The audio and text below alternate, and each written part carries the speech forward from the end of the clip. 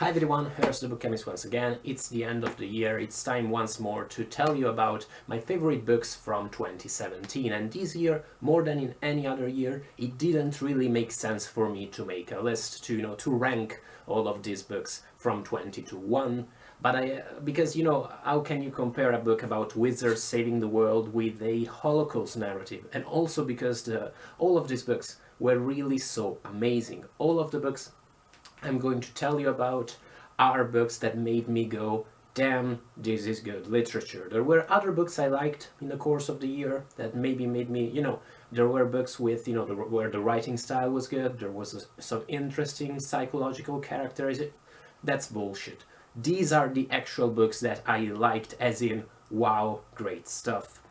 At the same time, I did rank them from 20 to 1, because otherwise, where will be the fun in being a boring, balanced reviewer? In the description box, you'll find links to my review of all of these books, and also keep in mind I'm only considering books I read for the first time in 2017.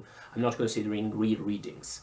Honorable mentions before we dig in the actual top 20 would be The Magicians by Leo Grossman, which is a great fantasy novel. Although its characters are all unfailingly obnoxious, it still had some pretty interesting reflections on the nature of power. It's a fast-paced fantasy novel, and it's kind of a must for fans of the genre. A Horse Walks into a Bar by David Grossman, which is a short novel on the thin line that divides tragedy from comedy.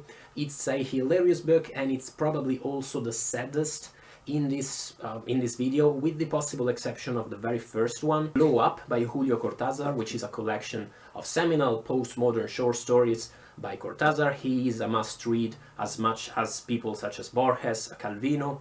Some of his short stories are among my very favorite short stories of all times. The Axolotl, House Taken Over, Continuity of Parts. I'm not that much of a fan of others, maybe his longer narratives, but still, again, is a must-read. And Nursery Crimes by Waldman, which is an amazing, so fun crime novel about a mother, detective solving crimes in LA. It's one of the most enjoyable books in this chart. It's hilarious fun, but it also features some pretty heavy reflections on motherhood. Moving on to the actual top 20, I begin with Fancies and Goodnights by John Collier, which I can only describe as being the literary equivalent of Non-Stop Erotic Cabaret by The Soft Cell, which is a music record.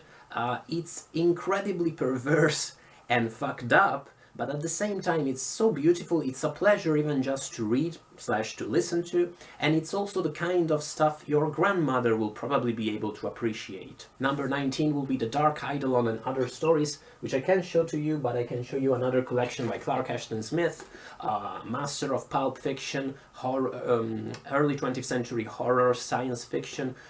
Most of his stories are simply amazing. He's also a big influence on contemporary fantasy fiction. He in some way can remind people of his buddy Lovecraft, but at the same time Smith is much more visceral than Lovecraft. There's so much more violence and sex in Smith. Passions tend to be expressed very strongly in Smith's stories. His tales are peopled by barbarians with bulging biceps, whereas Lovecraft tends to be more cerebral and more sinister. Number 18 is the Universal Baseball Association, J. Henry Waugh Prop.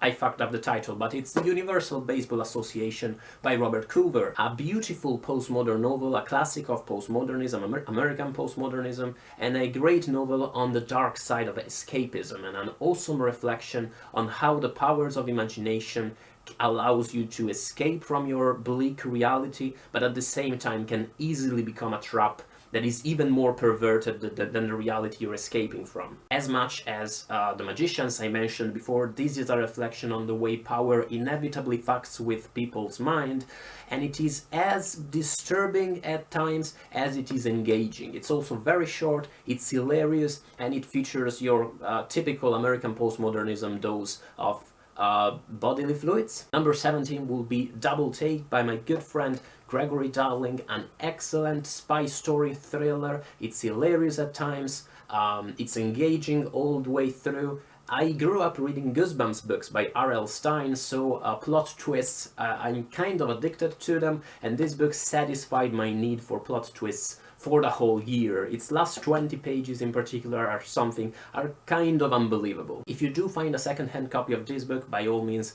get it. Number 16 will be Farewell My Lovely by Raymond Chandler. The only book among these I've not yet reviewed. I finished it yesterday. Several times throughout this book I lost myself. Several times I was like, okay Philip, why are you doing this? Why are you beating up this person? What's wrong with you? Why are you being so racist? It's so impossibly beautiful. It's a pleasure to read, even just because of Chandler's writing style. The guy was really impossibly good. In the span of two lines, he can make you cry. And I hadn't read Chandler in a while, and it's, you know, his last pages, usually the last 4 or 5 pages of his stuff, they just drive you to tears, inevitably. A beautiful novel. If you are a fan of detective fiction, a must read. Number 15 is V by Thomas Pynchon, and this is kind of a symbolic position, putting it so up in the chart, so low in the chart actually. As you probably know if you watched a few of my videos, Thomas Pynchon is really my favorite writer. Is up there with Michael Chabon and H.P. Lovecraft in my personal preferences.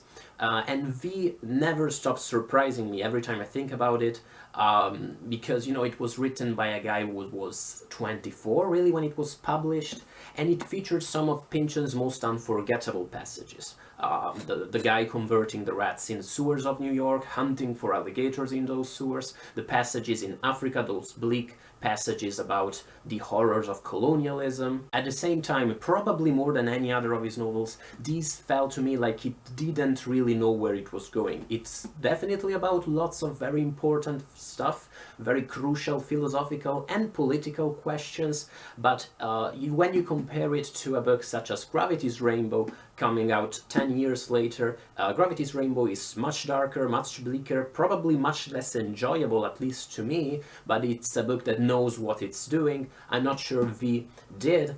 Do keep in mind that this is a book I definitely need to reread when I have a couple of months I can dedicate to it exclusively. Number 14 will be Ragtime by E.L. Doctorow, a beautiful historical novel set in early 20th century New York, giving you an idea of how it was to live in the city back then, both if you were incredibly rich and if you were very poor. Mixes historical characters and fictional characters in an amazing way, and it's written in a very sardonic style that makes fun of the obsessions and manias of its characters while still being very compassionate toward them, whether they are, you know, horrible rich people or poor working class characters who really have all the world against them. Number 13 will be The Diamond as Big as the Ritz by Fitzgerald, probably the only book in this chart I haven't reviewed. I was stunned by how good Fitzgerald's short stories are. Of course I know The Great Gatsby, but beyond that I don't know much about Fitzgerald at all, and some of the stories in this collection, stories as The Cut Glass Bowl, that was an incredible ghost story, amazing. The Diamond as Big as the Ritz, it's really science fiction, it feels like a Jules Verne story, but is written in Fitzgerald's beautiful style. And even those stories that are not so heavy on the plot, meaning that they do not have amazing impossible twists where whole mountains get incinerated, such as The Lease of Happiness, you get 1 or 2 paragraphs describing the most fleeting of feelings in such clear terms and beautiful and lyrical terms that they absolutely justify the whole reading experience, even if the rest weren't as awesome as it actually is. Number 12 will be Things We Lost in the Fire by Mariana Enriquez, by far the best straight-up horror book I read this year, an awesome collection of horror short stories set in South America. You get psychological horror, you get splatter, there's lots of blood in this collection. It scared me slash, you know, disturbed me very much. You get strong female characters, and the horror of the whole thing is so much more striking because it's mediated through the eyes of characters that are often in a position within society where, you know, their life gets very scary even if there weren't any monster or any serial killer around just because of the fact that they're women. It keeps you thinking about the life of these people. And of course you get Lovecraftian horror, and there's a story in here called Under the Black Water, which was probably the best Lovecraftian story I read this year. Kudos to Mariana Enriquez. Number 11 is Elric of Melnibone by Michael Moorcock, a novel I waited so long to read, but I absolutely adored. It's a hell of a ride, very fast fantasy novel, once more about the nature of power, features some interesting reflections on today's contemporary world, reflections on the nature of empires, on whether it is on the nature of destiny, philosophical reflections too, but at the end of the day it's really just a novel where on every page something new and something exciting happens. It's high fantasy, it's about wizards and armies and monsters and spirits and traveling to other dimensions, but it's as elegant as it comes. We're entering the top 10. Number 10 will be Orhan Pamuk's The White Castle, an incredible short novel, reminded me a lot of Italo Calvino's fiction, about the nature of narration, about the nature of storytelling. Its setting in modern age Turkey is incredible, very evocative, and overall it deals with so many topics, with scientific process, with the reason why we record our lives in literature. It deals with war and with empires, but at the same time what makes it shine is its sinister writing style and the note of danger and the note of oddity you perceive behind every page, which culminates in a beautiful, amazing twist at the end of the novel. Or does it? You read and you decide. Number 9 is Hag-Seed, Margaret Atwood's rewriting of The Tempest in novel form, a beautiful book about life in prison, a beautiful book about the power of theatre and Shakespeare's power to allow people to get in touch with, yes, of course, their emotions and to express feelings that they are not usually able to express through simple language. Overall, it's a love letter to theatre and a love letter to The Tempest, to this very complex play. Some people think it's among Shakespeare's best, some people think it's highly problematic. Overall, Hag-Seed shows The Tempest as a play about escapism, as a play about embracing your imagination in order to escape your everyday problems and your bleak reality. Makes so much sense that this book is set in prison, while at the same time also being a problematization of the tendency to, you know, seek refuge in your imagination. And the way this book is resolved, and these contradictory reflections are resolved, is uplifting, it's entertaining, it's a great read, it just flows so beautifully.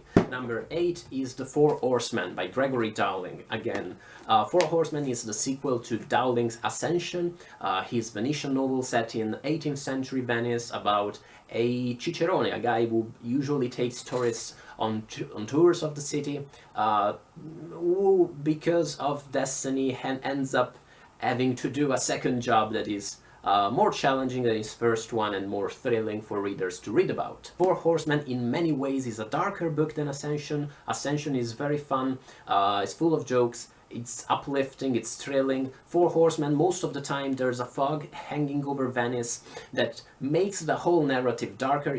There's much more blood in this book. At the same time, its reflections on Venice, just as in Ascension, are as relevant today as they were in 18th century Venice. If you're interested in the city and you know the problematic nature of a city such as this is a must-read. But even if you're just looking for a very fun historical novel and historical thriller, this is, once more, a book you should definitely read. Dowling, by the way, is not the only author who's going to be featured twice in this video. Number 7 is Pale Fire? Yes, it's Pale Fire by Nabokov, a book I wasn't expecting to like so much at all, but I absolutely adored it. It's a cerebral book, it's very much a literary game, it's the kind of book English majors like to write essays about. Everybody knows about its peculiar nature. It's a novel that mostly goes on, mostly is narrated in the endnotes to a fictional poem, but at the same time it's an amazing read for anyone. There's so much heart in this book, and the narrator is such a beautiful and intriguing character, and the way you have to you know, recreate the narrative, reading behind these guys' lies and these guys' delusions is absolutely thrilling. It's also hilarious. It's a book that makes you laugh out loud 60 years after it was published. Number 6 is Mr. Either Or by Aaron Poochigian, I think it's Poochigian, an incredible novel in verse. It's just such a beautiful reading experience, even because of the sheer musicality of the thing. Just reading at this thing and listening to the music of these words is beautiful, without considering the fact that it has hands down the best plot in any novel I've read this year. It features cosmic horror, it features aliens from outer space, it features curses, it features FBI agents and shootouts, and I'm not spoiling you anything because I'm just giving you a tip of all of the beautiful stuff you find in this book. It's as exciting as any adventure flick out there. It's as addictive as any video game I've played this year. Every time I start reading a few pages of this book, I have to carry on for a while. It's really a must read. If you're on the fence about the whole verse thing, about the whole poetry thing, you really shouldn't be. This flows faster and is more enjoyable than many of the books I'm talking about in this video. Number 5 is The Circle by Dave Eggers, a book I know certain people don't really like, certain people do appreciate it. I found it an amazing dystopic novel. I'm not that much into dystopias anymore, probably I read too many of those a few years back, but this one made absolute sense in today's world where social media are such an important presence in our life, and it was incredibly scary because some of the things this book foresees are already happening in the world today. Some other things, of course, did not actually happen, that's supposed to be so, but it captured a feeling of great Golden Age science fiction in the way it tried to imagine a future where things either go very well or very wrong. In this case, things go awfully wrong. And I appreciated that spirit very much, besides considering that it's definitely an addictive tale. It was a pleasure to read. I appreciated the main character very, very much. Lots of people complain because she's not strong enough, but that's the whole point of the thing. It's a very well-rounded character, one of the best characterizations I've read this year. Number 4 is Terry Pratchett's The Light Fantastic. I love this fantasy novel, hilarious, there's a joke every 2 lines, but at the same time it's heartbreaking and it's an addictive and thrilling narrative. Lots of action in here, lots of fights and spells and compelling characters. The friendship between Chewflower and Rincewind at the heart of the book is beautiful and it's hilarious. And overall, I didn't expect to like this book too at all, not this much at least, but I loved it. It completely sold me on the Discworld series.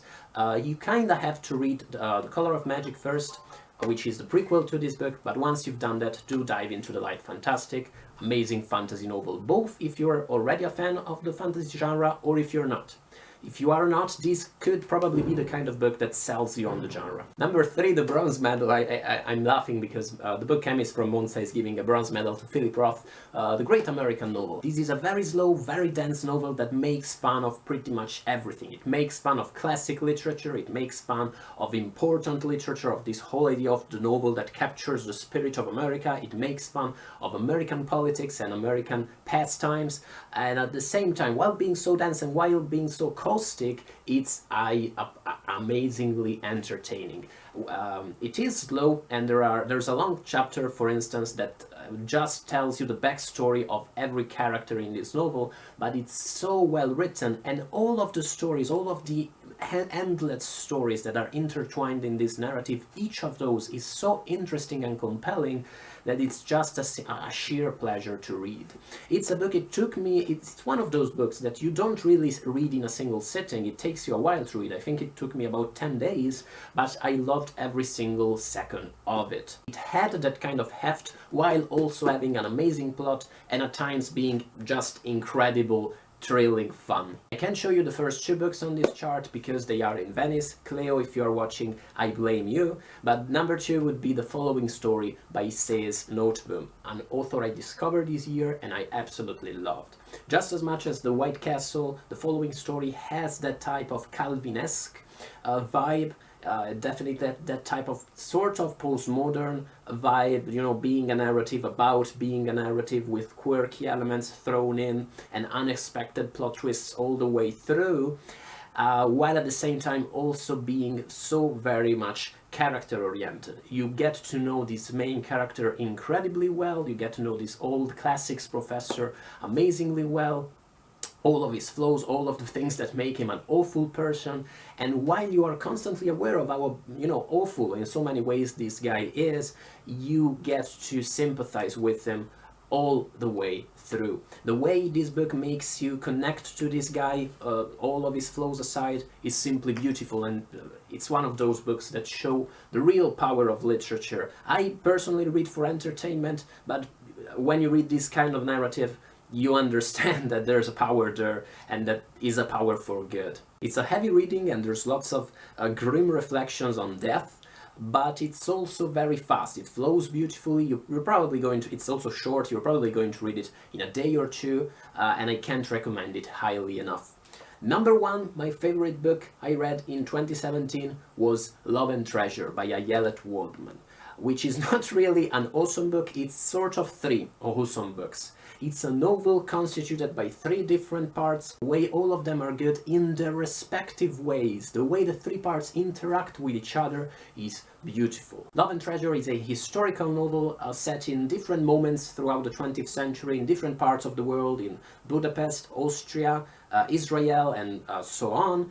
And all of these places are evoked beautifully, all of these periods are evoked beautifully. Austria after World War II is represented amazingly. It shows you the different tensions at work in such a nation, the way people had to go back to a normal life after World War II, the way prisoners had to reinsert themselves in everyday life once they'd left concentration camps, once they've left prisoner of war camps. It discusses the birth of Israel, it discusses the Holocaust, it discusses survivor's guilt, and it sounds like a cliche, but it talks about all of these things with so much heart. It's not like Waldman is afraid of slipping in a few strong opinions in her narrative, far from it, but every time these topics are tackled through her characters, through her character interactions, she shows always so much empathy and so much humility. Leaving aside historical matters, this novel discusses, through its different parts, through its different settings, the nature of love. How love can be different in different circumstances, in different moments of history, how many types of love are out there. It's heartbreaking as a novel. Its third part, the one set in Budapest before World War II, is, yeah, by far the best piece of fiction I've read this year, like by a long shot. And reading that section of the novel, followed by its epilogue, completely destroyed my heart, and it was definitely one of those damn moments I talked about at the beginning of the video. I can't recommend Love and Treasure highly enough to anyone out there. These were really the books I liked the most in 2017. Let me know about your personal favorites in the comments below, and thank you for watching my videos throughout the whole year, and I will see you in the next video review. Bye guys.